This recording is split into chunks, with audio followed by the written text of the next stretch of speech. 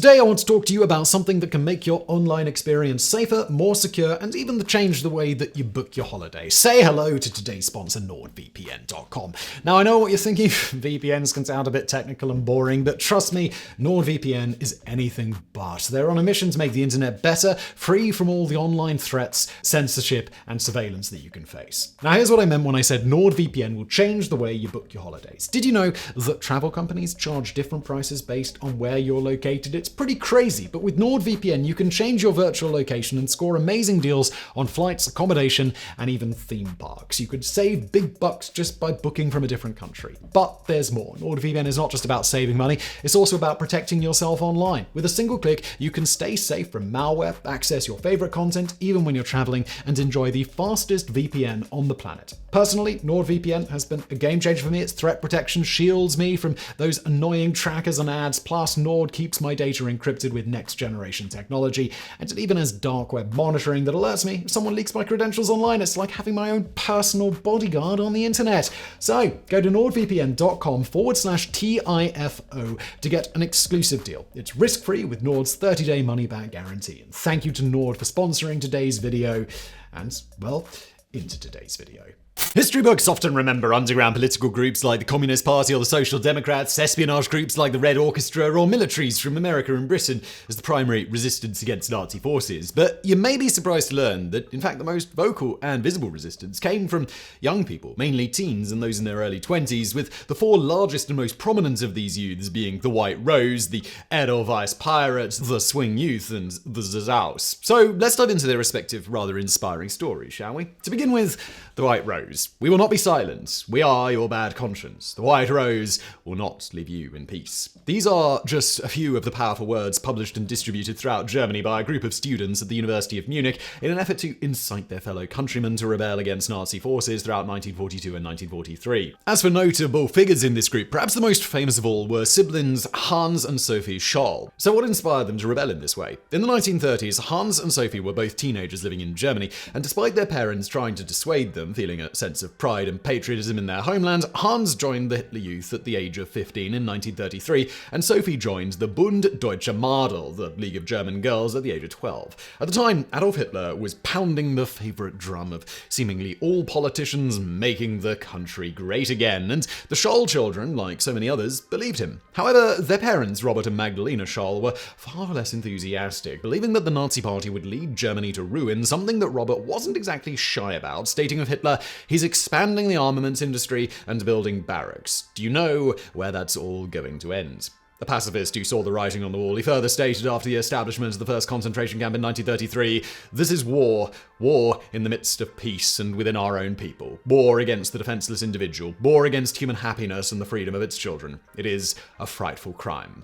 Nevertheless, all his speeches were ignored by his 6 children, with Elizabeth Scholl, who, by the way, only died 3 years ago in 2020 at the age of 100, later stating, "We just dismissed it. He's too old for this stuff. He doesn't understand. My father had a pacifist conviction and he champions that. That certainly played a role in our education, but we were all excited in Hitler Youth in Ulm, sometimes even with the Nazi leadership." Inga Scholl would go, "There was something else that drew us with mysterious power and swept us along. The closed ranks of marching youth with banners waving, eyes fixed straight ahead, keeping time to drumbeat and song. Was not this sense of fellowship overpowering? It is not surprising that all of us, Hans and Sophie and the others, joined the Hitler Youth. We entered into it with body and soul, and we could not understand why our father did not approve, why he was not happy and proud. On the contrary, he was quite displeased with us." Nevertheless, he allowed his children to do as they wished. As noted by Richard Hanser, author of A Noble Treason, the story of Sophie Scholl and the White Rose revolt against Hitler, quote, "They could say whatever they wished, and they all had opinions. This was far from customary practice in German households, where by long tradition the authority of the father was seldom questioned or his statements challenged. His aversion to mindless nationalism was not only unchanged, but stronger than before. In his dinner-table discussions with his children, he could interpret events for them with an insight unblurred by current prejudices or official pronouncements." A friend of the family, Susan Herzl, goes on, "Sophie's relationship with Robert Scholl held a depth of mutual understanding. It continued to exist despite the pain she caused her father by joining the League of German Girls.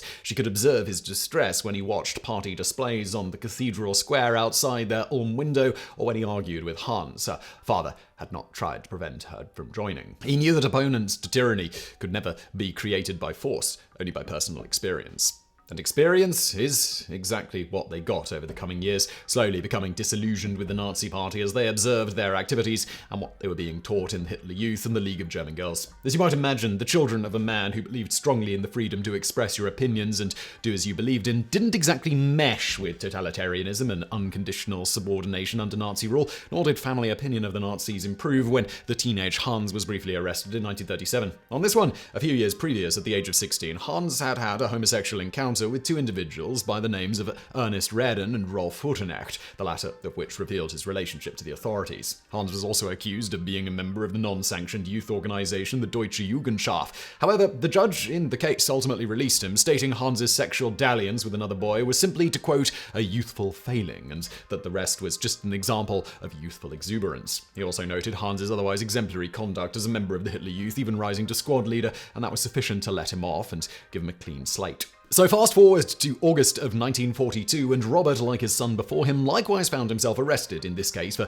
telling his secretary, "The war, it is already lost. This Hitler is God's scourge on mankind, and if the war doesn't end soon, the Russians will be sitting in Berlin." As for his secretary, who turned him in for this, she would state that she had nothing against Robert. "I liked him. I had to suppress my personal feelings. I was fond of Herschel, and I was grateful to him. But when he said those things about the Fuhrer and the war, I knew I couldn't let it pass." As for Robert's children, at this point Sophie was attending Munich's Ludwig Maximilians University studying biology and philosophy, though during this particular summer was required to work at a metallurgical plant as part of compulsory work via the Reich Labor Service. This was her second stint in this, with her previous time working as a nursery teacher in the Auxiliary War Service. As for Hans, he was also studying at the same university, and likewise in this particular summer of their father's arrest was required to do his duty for Hitler, in his case serving his second stint on the front, formerly in France, and in this one as part of Operation Barbarossa. Serving beside him at the time were two of his medical student friends, Alexander Schmorell and Willy Graf. Previous to this service time, and shortly before the arrest of Hans's father, Alexander and Hans and a few others in their circle had started to publish their political opinions, albeit anonymously, in the hopes of encouraging others to resist the Third Reich, with the small group writing the first 4 leaflets criticizing the regime in June and July of 1942. These were subsequently distributed in various ways, from leaving them in random places to even mailing them to countless people across Germany, including being sent to be distributed at other universities. They briefly paused such activities while deployed, but upon their return to school in October, doubled down and the group expanded considerably. As for the contents of the group's leaflets, the first essay published by the White Rose noted rather prophetically, "Who among us has any conception of the dimensions of shame that will befall us and our children when one day the veil has fallen from our eyes and the most horrible of crimes, crimes that infinitely outdistance every human measure, reach the light of day?" Going further with leaflet 2, they wrote, "Hitler himself wrote in an early edition of his book, a book that is written in the most awful German I have ever read, despite which the nation of poets and thinkers have elevated to the status of the Bible. You would not believe how one must deceive a nation in order to rule it." If this cancerous growth in the German nation was not too noticeable in the early phases, then that is because there were enough forces for good at work to try and slow its growth. But as it grew larger and finally ascended to power by means of one last vulgar corruption, the abscesses erupted and defiled the whole body.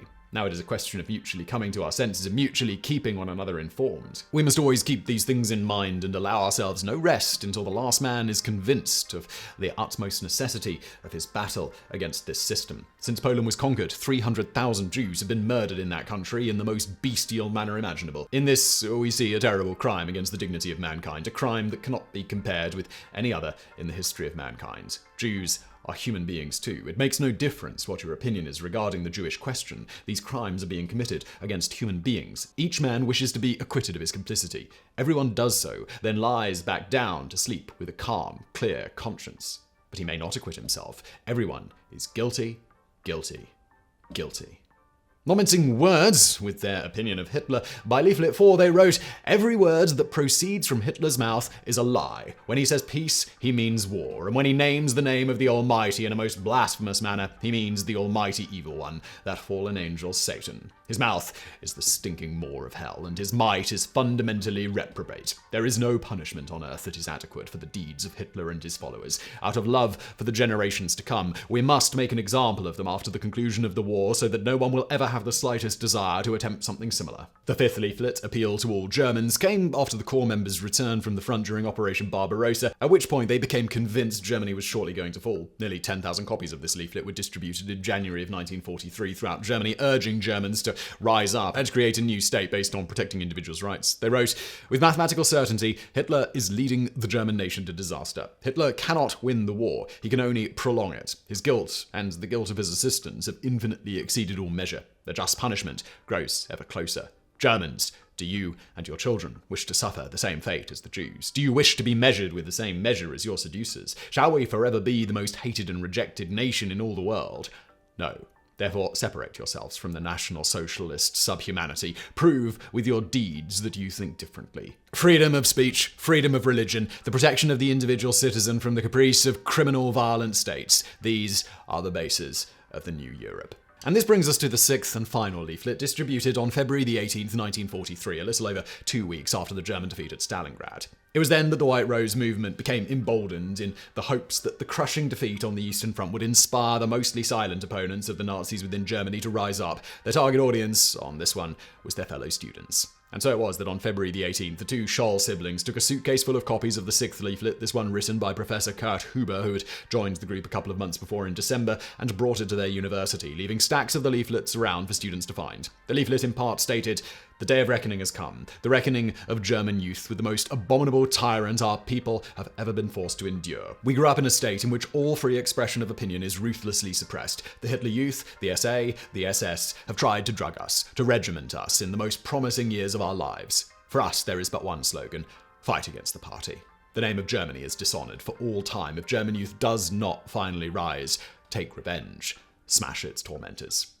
After leaving stacks of the document around, Sophie decided to toss the remaining pamphlets off a railing and into the central hall. Unfortunately, this action was spotted by a janitor and maintenance man and Nazi Party member, Jacob Schmidt. He thus quickly reported the students to the Gestapo and they were promptly arrested. Initially, things didn't seem so bad. However, Sophie had managed to get rid of any incriminating evidence before being caught, and it was seemingly just Schmidt's word against theirs. However, Hans had not managed the same, and upon being searched, he was found in possession of a draft of a seventh leaflet written by fellow White Rose member Christoph Probst. In a last-ditch effort to destroy the evidence against Probst and himself, Hans tore the document and then attempted to eat it, but enough remained when they managed to stop him that the Gestapo was able to later match the handwriting to Probst after they discovered another letter from Probst in Hans's lodgings. While being interrogated, however, Hans attempted to play off Probst's participation by stating, "With regards to political matters, I exercised influence on Probst. Without my influence, he undoubtedly would never have reached these conclusions. I've withheld this acknowledgement for so long because Probst's wife is currently confined to bed with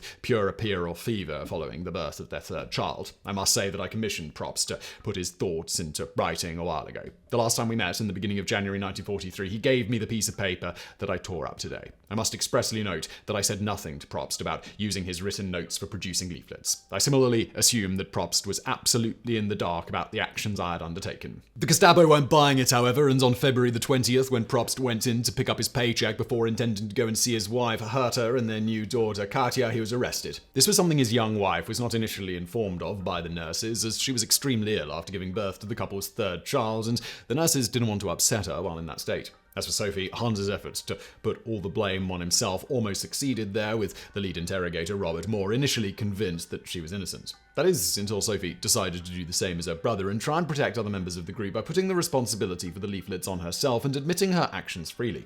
Despite her trial, Sophie also spoke directly to Chief Justice Roland Freisler, saying, "Somebody, after all, had to make a start. What we wrote and said is also believed by many others. They just don't dare to express themselves as we did." For his part, Justice Freisler, who, by the way, had the fun nickname of the Hanging Judge owing to his propensity to sentence the vast majority of people brought into his courtroom at the time to death, stated during the trial that he didn't understand how good kids who had once been members of the Hitler Youth and the League of German Girls, along with Probst once serving in the Luftwaffe, could have had their minds twisted so severely. And as for the Scholl parents, Robert and Magdalena, they were banned from the courtroom, but that didn't stop them from trying to force their way in anyway, with a guard barring them, stating, "You should have brought them up better."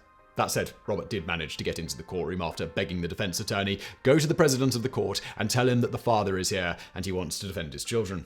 Ultimately, he was allowed to briefly speak to the judge, who promptly had him thrown out after. As he was dragged out, he reportedly shouted, "There is higher justice. They will go down in history." And so it was that on February the 22nd, 1943, Hans and Sophie Scholl, along with Christoph Probst, were sentenced to death, with the ruling in part stating, "We find that the accused have, in time of war, by means of leaflets, called for the sabotage of the war effort and armaments and for the overthrow of the National Socialist way of life of our people, have propagated defeatist ideas and have most vulgarly defamed the Führer, thereby giving aid to the enemy of the Reich and weakening the armed security of the nation. On this account, they are to be punished by death. Their honour and rights as citizens are forfeited for all time." Despite executions normally being preceded by a 99-day buffer between sentencing and execution, in these three's case, the sentences were ordered to be carried out that very same day, presumably to make sure no outside political unrest could build up if anyone were to call for their release. On top of this, initially the executions were to be public hangings, but there was concern this could make the three political martyrs, and further again have the potential to incite unrest. Thus, the executions were carried out in relative secret, with even the media being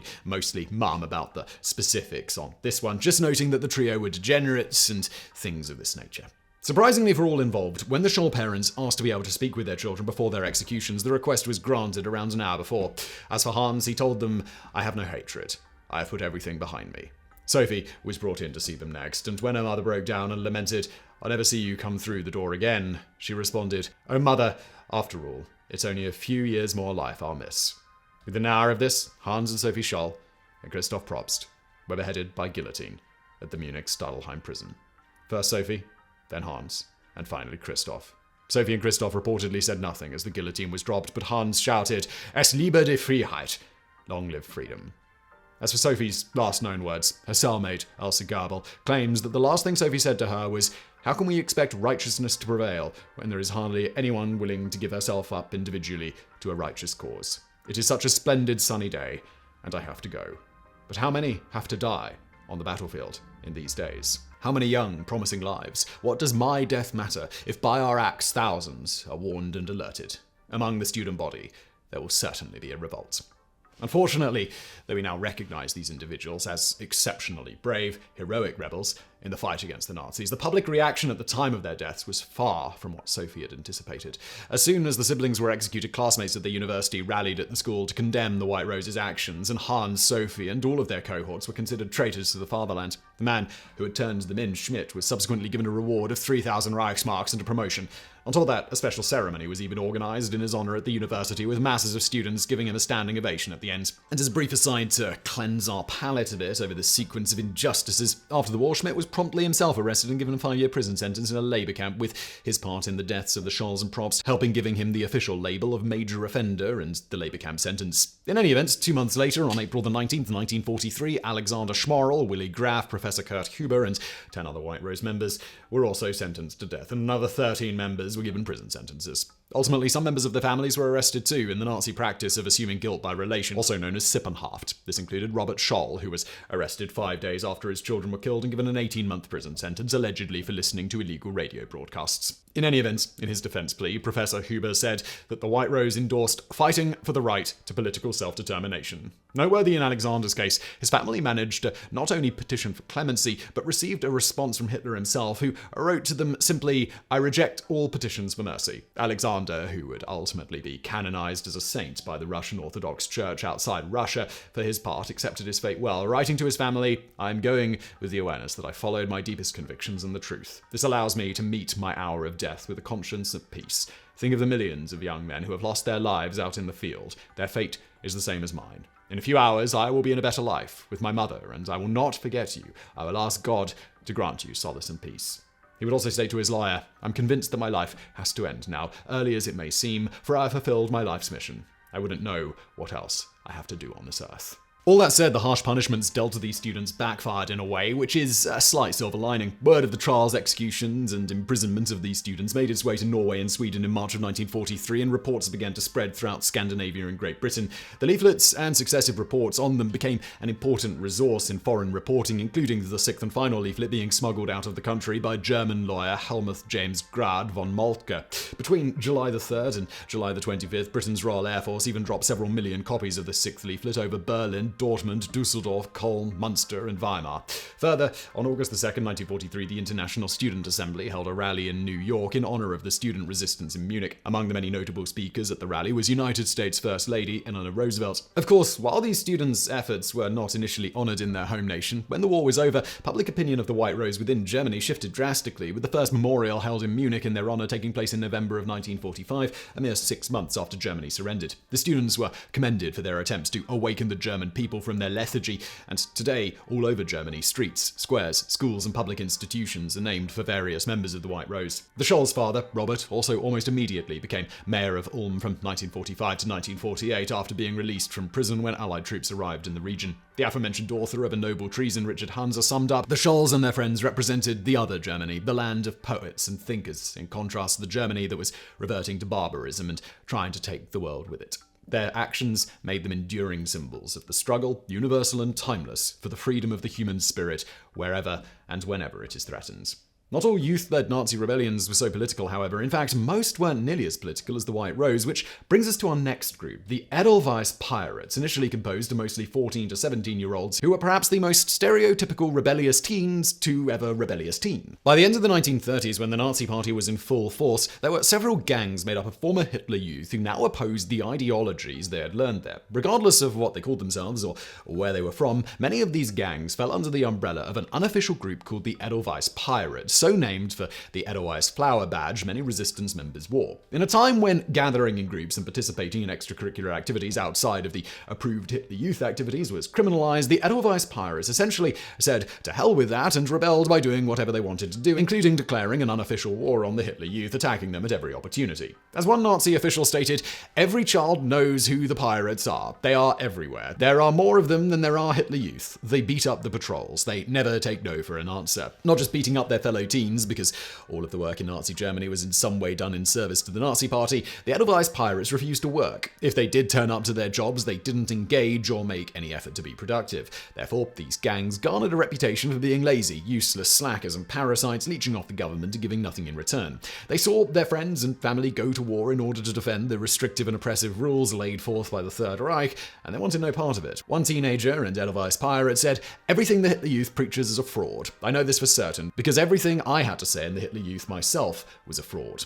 Apart from their recognizable pins, the pirates also often had their hair long and wore colorful clothing. They played and sang songs by Jewish composers and watched broadcasted anti-Nazi messages. Groups of Edelweiss pirates gathered in cafes, parks, or out on the street. They took hikes and rode bikes to the country to go on illegal camping trips. They played pranks and performed acts of sabotage. They painted graffiti and passed around anti-Nazi propaganda. As time went on, these acts became bolder and far more serious, however, with some pirates raiding army camps to obtain firearms and explosives to use to attack Nazi officials. Some even derailed train cars full of ammunition in order to supply adult resistance groups with explosives. A pirate in France named Jean Julich noted how he and his friends threw bricks through munitions factory windows and poured sugar water into the gas tanks of Nazi vehicles. Some pirates also stole food and supplies from stores or freight trains. As you might expect, some of this did not go unpunished, though in many cases their extreme youth helped shield some of them from being executed at least. For example, the aforementioned Jean Julich was arrested at the age of 15 and subsequently imprisoned and tortured for 4 months. In contrast, on November 10, 1944, his slightly older friend, Barthol Schenk, whom he was arrested alongside, was publicly hanged in Cologne, France, accused of killing 5 people, though he was given no trial. The cause of Barthol Schenk's hanging was his membership in the Edelweiss Pirates, Julich explained, adding, "He planned to blow up a Gestapo building, but he never killed anyone. Of the 13 people hanged on that November day, Schenk was the youngest, put to death shortly before his 17th birthday." Moving on from the Edelweiss Pirates, the next group we'll focus on are the Swing Youth, or Swing Jugend, a group comprised of mostly 14 to 21-year-olds. These were the young people across Germany and Europe who rebelled via another classic of youthful rebellion tactics, via their music and dance. Jazz music and dancing became popularized in the Roaring Twenties and spread quickly throughout the Western world, Germany included. However, in Nazi Germany, broadcasting jazz music became banned. That said, despite swing music being a derivative of jazz, it was never entirely outlawed, so many could get away with listening to it and dancing to swing. However, if the swing music was known to come from a Jewish person, like the king of swing, Benny Goodman, a known Jew living in New York City, it was considered degenerate, and anyone caught listening to it could face severe consequences, with no doubt their elderly persecutors lamenting the noise that these kids called music these days. As you might imagine, though, swing music was nearly impossible to regulate completely, so swing and jazz alike continued to reach the teens and young people of Nazi Germany. In fact, one way some of the swing Jugend were able to discover new songs and dance moves was by going to the movie theater where anti-American propaganda reels were played. Here, German teens could watch Americans doing the Lindy Hop, a hugely popular dance at the time, helping them to stay up to date with the latest dance moves. One subgroup of the swing youth was the Hot Club of Frankfurt. This was a jazz band who basically just wanted to play their music. Its founders were 14-year-old Horst Lippmann and 21-year-old Hans Otto Jung, and they, along with a few of their friends, played jazz music in the back of Lippmann's parents' restaurant. Someone kept a lookout at all times, and if the Gestapo were nearby, the band would switch to music that was more Nazi acceptable. Hans Otto Jung later recalled, "Jazz meant more than just music to us during the war. The Nazis did not like jazz and wanted to suppress it. That made us love it even more." Although the Hot Club focused more on playing jazz music rather than swing, some of their members intersected with the swing youth, and their values were very similar. At their core, they, like the swing youth, celebrated non-Aryan culture and defied the rules imposed by the SS through their music. Despite not being strictly against the law at first, the swing scene was still deeply frowned upon by Nazi authorities. One of the biggest issues Nazis had with these groups was their acceptance of Jewish teenagers. However, this was never an intentionally political move on the part of the swing youth. They just wanted to dance and play music with their friends. The German-American journalist Hans-Jürgen Massaquoi, a biracial swing youth in Hamburg at the time, noted, "The Nazis hated our guts. Any chance they had, they would kick us in the pants or make life miserable for us. There was nothing ideological about us. We were non-political, just anti-Nazi regimentation." But as time went on, it didn't matter why the swing youth rebelled against the status quo. The Gestapo began to consider any rebellion as a direct political attack against Nazi rule. One trademark of the swing youth that particularly irked the Gestapo was their greeting Swing Heil, a play on the traditional Nazi greeting of Sieg Heil, meaning Hail Victory. Thus, Swing Heil meant Hail Swing. As you can imagine, this was practically blasphemy to Hitler's supporters. A 1944 Reich Ministry of Justice report on the swing youth would sum up the Nazi brass view of them. The most striking example among these groups is the so-called swing youth, on whom there have been reports from various parts of the Reich. They began in Hamburg. These groups are motivated by the desire to have a good time and have increasingly assumed a character bordering on the criminal antisocial. Even before the war, boys and girls from Hamburg, from the socially privileged classes, joined groups wearing strikingly casual clothing and became fans of English music, i.e. American music and dance. At the turn of the year 1939 to 1940, the Flottbek group organized dances which were attended by 5,000 to 6,000 young people and which were marked by an uninhibited indulgence in swing. After the ban on public dances, they organized dances at home, which were marked above all by sexual promiscuity. The hunger for English dance music and for their own dance bands led to break-ins in shops selling musical instruments. The greed to participate in what appeared to them to be a stylish life in clubs, bars, cafes, and house balls suppressed any positive attitude towards responding to the needs of the time. They were unimpressed by the performance of our Wehrmacht. Those killed in action were sometimes held to ridicule. An attitude of hostility to the war is clearly apparent. The members dress in clothes which imitate English fashions. Thus, they often wear pleated jackets in tartan designs and carry umbrellas. As a badge, they wear a coloured dress shirt button in their lapels. They regard Englishmen as the highest form of human development. A false conception of freedom leads them into opposition to the Hitler Youth. And so it was that in 1940 the swing youth's lifestyle was officially criminalized. A police ordinance was decreed under the guise of protecting young people. Over the next 5.5 years, the Gestapo conducted raids wherever swing youth were caught gathering. And this is when the real acts of resistance among the swing youth kicked off. Teens and young adults viewed these laws as a severe infringement on their freedoms and personal life. One thing, perhaps universal across all cultures, is that you don't mess with kids' music if you don't want to get them really, really pissed off. While their actions didn't start as a political movement, the Nazis had, in fact, turned it into one. So these kids continued listening to their illegal music and dancing their forbidden dances. Nazis be damned. Word of the swing youth's rebellion against the Nazi regime reached the desk of Heinrich Himmler, the head of the SS, and in January of 1942 issued instructions to his officers that all the ringleaders and all teachers with enemy views who are encouraging the swing youth are to be assigned to a concentration camp. And so it was that by December 1942, nearly 400 people were arrested for their participation in swing culture, with roughly 90% of those arrested younger than 21. Although most were not convicted, nearly all spent weeks in jail and faced rather brutal interrogations by Gestapo officials who hoped to uncover more illicit swing rings. When the kids were sent home, their jazz records were confiscated and many of them were forced to have their hair cut short as a punishment. This short hair was a way to easily identify anyone who had stepped out of line and made it harder for them to get away with criminal activity later on. Some of the swing youth were even sent to the front lines, and Jewish swing kids endured the Holocaust. Because of this, many swing boys and girls died in the name of musical freedom. This now brings us to the final group that we're going to touch on today, the Zazaus, a group that shared similarities and in fact was likely greatly influenced by the Swing Youth and the Edelweiss Pirates. Although what the Zazaus were rebelling against was actually the Vichy regime, which was the official government in France from 1940 to 1945. Half of the territory was occupied by Nazi Germany, and the Vichy regime actually worked in collaboration with the German officers, so any resistance against the Vichy regime would also be a direct snub at Nazi authorities. The group of young rebels derived their name from the song Za Zur Za by the American musician Cab Calloway. Calloway was also known for wearing zoot suits, which became another identifying feature of the Zazaus. As for their activities, the Zazaus gathered in cafes, clubs, parties, cinemas, and private homes in order to openly discuss their distaste for politics and the military state that they were now governed by. They further dressed in apparel that directly opposed what was deemed appropriate at the time, rather than the neat tailored trim clothing that was mainstream due to government-endorsed fabric rationing regulations. The Zazaus wore oversized apparel, which usually contained an exorbitant amount of pockets, belts, and other embellishments. They got their extra material by stealing or black market means, or the upcycling of items they already owned. Another instruction issued by the government at the time pertained to hair. Barbershops were encouraged to collect hair trimmings which could be used to make things like slippers, so in retaliation, the Zazaus wore their hair long and generally refused to step foot in a barbershop. Further, when the regime began forcing homosexuals to wear pink badges to identify themselves, similar to Jews wearing the Yellow Star of David, the Zazaus made up their own badges, labeled with Zazal. And speaking of gay individuals, one French Zazal, 17-year-old Pierre Seal, along with his boyfriend, were deported to a German concentration camp for being homosexual. Noteworthy here is that homosexuality had not been illegal in France for almost a century and a half at this point, nor did the Vichy regime officially recriminalize it, though persecution of homosexuals under that government was rampant. As for Seal, in 1939, his watch had been stolen from a club frequented by gay men, and when he reported the theft to the police, they began investigating his reasons for being associated with that club, subsequently having his name added to the list of homosexuals by the police. 2 years later, the Gestapo were cracking down on suspected homosexuals in the region, and he was arrested and sent to a concentration camp. While there, he was tortured, including being sodomized with a piece of wood. Even more brutally, he was also forced to watch his boyfriend's execution via being publicly stripped naked and then devoured by attack dogs.